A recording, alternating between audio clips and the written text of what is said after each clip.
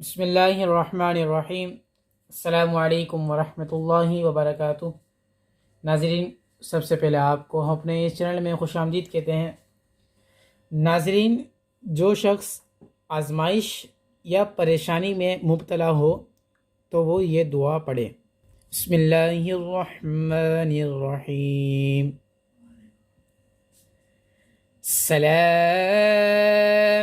علیکم بما صبرتم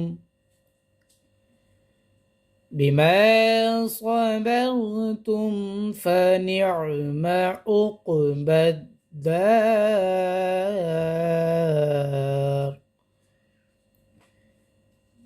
پارہ نمبر 13 سورۃ الرعد کی آیت نمبر 24 کو ہر نماز کے بعد 3 مرتبہ پڑھ لیں۔